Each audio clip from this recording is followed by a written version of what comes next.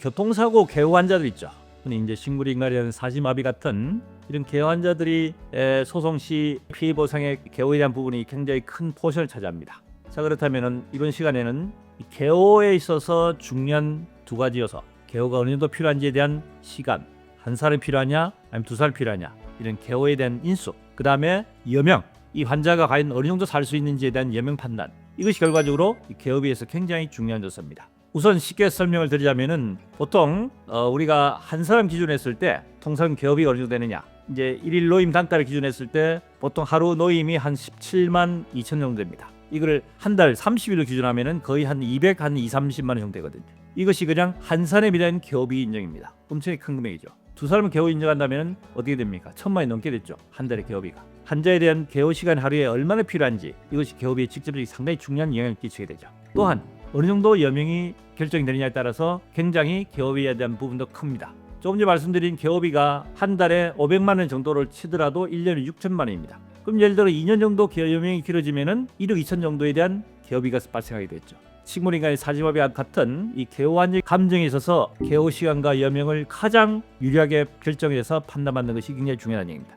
그렇기 때문에 이런 개호 환자의 경우에 있어서는 이 환자에 대한 의료 분석을 잘해서 환자는 가장 유리한 결과를 이끌어낼 수 있는 방법을 찾아서 본 판결로 바로 유도할 수 있도록 하는 그런 역량이 있는 변호사가 중요하다는 얘기입니다. 그러려면 아무래도 의료 쪽에 강점이 있는 변호사는 낫겠죠.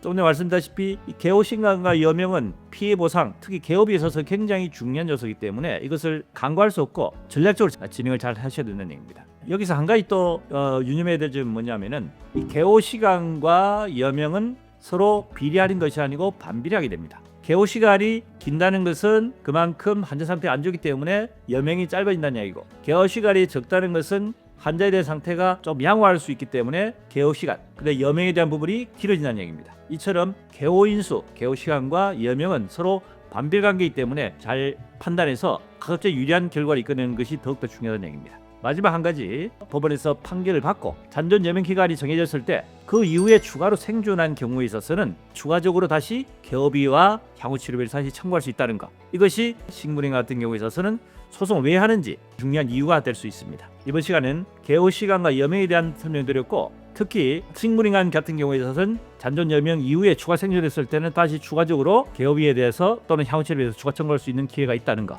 명심하시기 바랍니다. 네, 도움이 됐으면 구독, 좋아요 부탁드립니다.